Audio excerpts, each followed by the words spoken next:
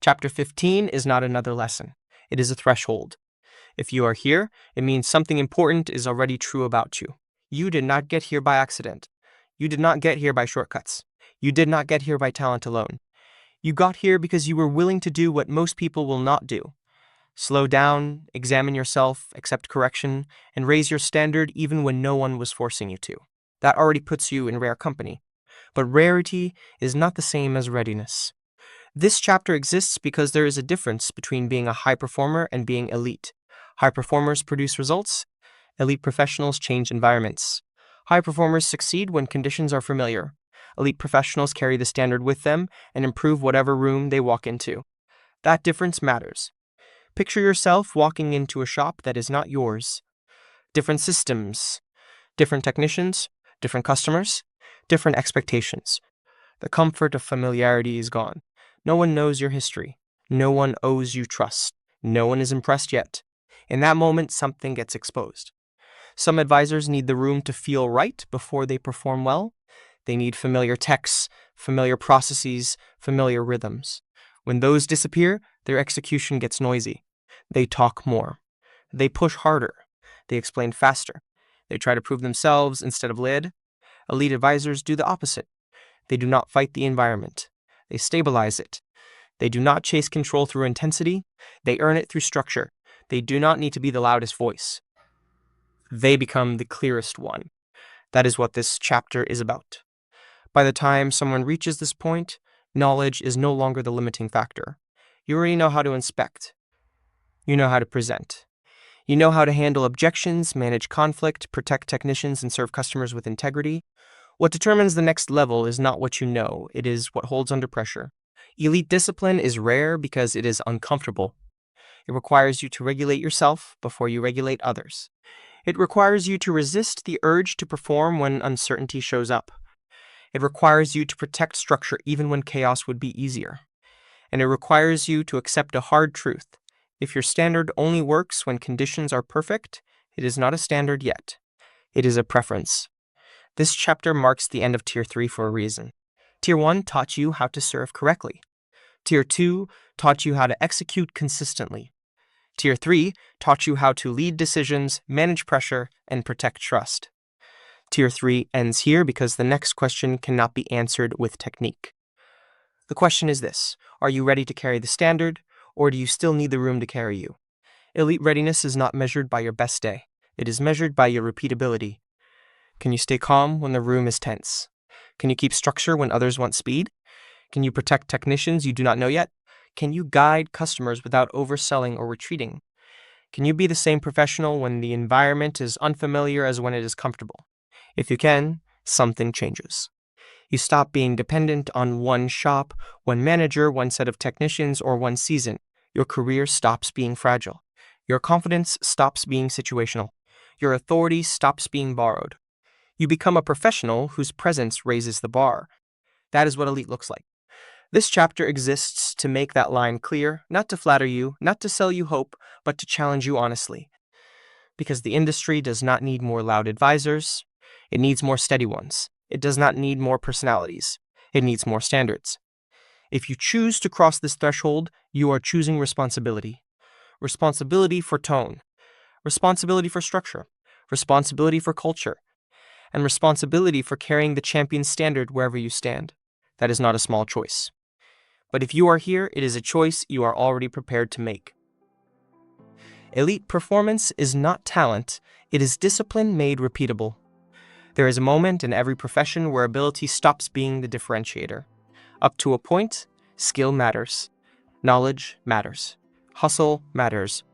But eventually, everyone in the room knows the fundamentals. Everyone has wins. Everyone can point to results. And at that level, talent no longer separates the few from the many. Discipline does. Elite advisors are not elite because they are gifted. They are elite because they are governed by structure, governed by standards, governed by an internal code that does not bend when conditions change. This is where most people stall. They perform well when the day cooperates. They shine when the shop is staffed, the bays are open, the customers are reasonable, and the systems are familiar. But when pressure rises, when the environment shifts, when comfort disappears, their execution begins to depend on effort instead of discipline. And effort does not scale. Discipline is what allows an advisor to walk into uncertainty without panic. It is what keeps tone steady when the room is tense. It is what protects process when speed is tempting. It is what allows truth to be spoken without apology and restraint to be held without fear. Elite discipline is not dramatic. It is quiet. It does not announce itself. It shows up in how you pause instead of rush, in how you verify instead of assume, in how you hold structure when others reach for shortcuts. This is why elite performance is rare. Not because the information is hidden, not because the opportunity is unfair, but because the discipline required is uncomfortable. It requires you to do the same thing, the same way on good days and bad ones. It requires you to resist the urge to prove yourself when you could simply lead. It requires you to carry standards even when no one is watching, and especially when no one is enforcing them. Repeatable discipline means your best day and your worst day no longer look like different people. Your tone remains measured. Your process remains intact. Your ethics remain visible. Your decisions remain defendable. When discipline becomes repeatable, confidence stops being emotional. It becomes factual. You trust yourself because you know what you will do under pressure. That is when authority emerges, not because you demand it, but because others feel safe operating around you. This is the line Tier 3 has been preparing you to cross, not into more effort, not into louder leadership, but into disciplined consistency that does not depend on environment, energy, or approval. Elite performance is not something you turn on. It is something you carry. Does your standard travel with you or stay tied to the room you know? This is the question that decides everything. If your standard only works when the systems are familiar, when the technicians know you, when the customers trust you automatically, then the standard is not yours. It belongs to the environment. And environments change. Elite readiness begins when you no longer need the room to behave a certain way for you to perform at your best. It begins when your tone, structure, and judgment remain intact, regardless of where you stand. Ask yourself this honestly.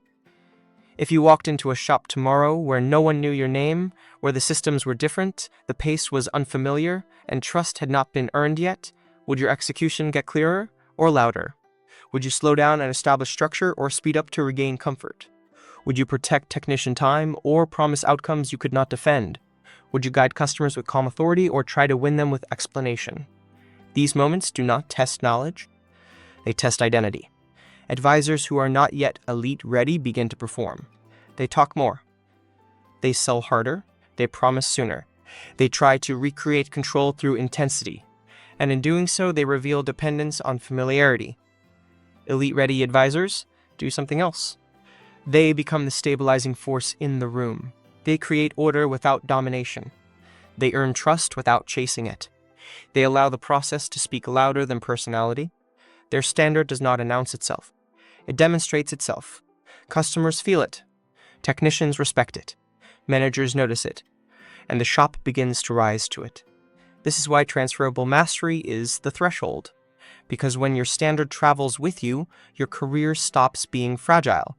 You are no longer dependent on one shop, one leader, one system, or one season. You can be placed anywhere and still produce clarity, trust, and results. That is not arrogance. That is responsibility. Responsibility to carry the standard you claim. Responsibility to be the same professional everywhere. Responsibility to elevate the environment instead of adapting to its lowest habits. This is the moment Tier 3 hands you the mirror. Not to judge you, but to ask you plainly, does your standard belong to you? Or does it disappear the moment the room changes? Elite readiness is proven when pressure removes comfort, and your standard remains. This is where everything you have learned either integrates or fractures. When the environment changes, when the pace is unfamiliar, when the people around you do not yet trust you, elite advisors do not reach for volume, speed, or personality. They reach for sequence. They do not try to impress. They try to stabilize. The first act of elite leadership is nonverbal. Before you explain anything, your posture, eye contact, pauses, and tone signal safety. You do not rush to speak. You do not rush to sell. You allow the room to feel that you are not threatened by uncertainty. That calm presence becomes permission for others to slow down and listen. Next comes structural discipline. You do not improvise based on mood or pressure. You run the same order every time: concern, proof, priority, options, next step. This sequence is not negotiable. It protects customers from regret, technicians from chaos, and you from emotional decisions. When structure leads, conflict loses power. Technician protection follows immediately. Elite advisors understand that labor is trust. You do not promise what the bay cannot produce. You do not start what cannot be finished. You do not sell technicians into pressure to make yourself feel effective. Instead, you create flow. You clear approvals early. You unblock stalled work. You respect the craft. That respect is returned in speed, accuracy, and loyalty. Conflict is where elite identity becomes visible. When a customer pushes back, when a timeline breaks, when a comeback lands, you do not argue. You do not explain emotionally. You move the situation back into procedure. You control tone. You verify facts. You resolve with fairness and boundaries. No guessing, no blame, no performance, just leadership. Throughout all of this, discipline replaces ego. You do not need to be liked to be effective. You do not need to dominate to be respected. You do not need to win the moment if it costs the brand. You make decisions that protect the long game even when the short game tempts you. This is what separates elite advisors from high performers. High performers rise when conditions help them. Elite professionals rise when conditions resist them. They are not louder under pressure. They are clearer.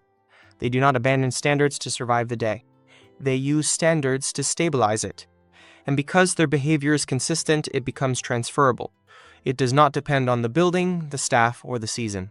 It depends on identity, on discipline, on ownership. This is the threshold Tier 3 was always moving you toward. Not mastery of technique, mastery of self. When you can walk into any environment and bring calm, structure, and protection with you, you are no longer just executing well. You are shaping culture in real time. That is elite readiness. This chapter closes Tier 3, but it opens a responsibility. If you have made it this far, you are not average. You are not ordinary. You have done work most people will never do. You have chosen discipline over comfort, structure over shortcuts, and integrity over performance. That matters. But this moment is not about applause. It is about calling. The first goal is clarity. You must know, without ego and without excuse, whether your standard is transferable. Can you carry it into unfamiliar pressure? Can you remain calm when others rush? Can you protect technicians you do not yet know? Can you guide customers without overselling or retreating? Elite readiness begins with honest self-evaluation. The second goal is ownership. Elite advisors do not wait for permission to lead. They own tone. They own structure. They own outcomes. They understand that every room they enter is affected by how they show up. Leadership is not a title, it is a presence that either stabilizes or destabilizes the environment. The third goal is legacy. Elite advisors do not just perform well, they raise the standard for others. Their discipline becomes visible. Their calm becomes contagious. Their structure becomes the model.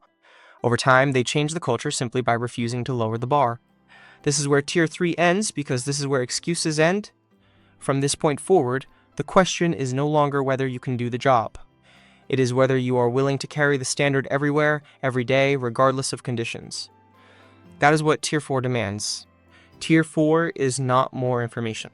It is more responsibility. Responsibility for consistency. Responsibility for people. Responsibility for culture. Responsibility for protecting the craft when pressure tempts compromise. And if that sounds heavy, it should. Because elite leadership is not rare because it is complicated. It is rare because it is disciplined. But if you are here, if you have listened, practiced, failed forward, and returned stronger, then you already know the truth. You were not built to blend in. You were built to elevate what you touch. Carry the standard. Stand calmly. Lead cleanly. And wherever you go, let the room rise to meet you.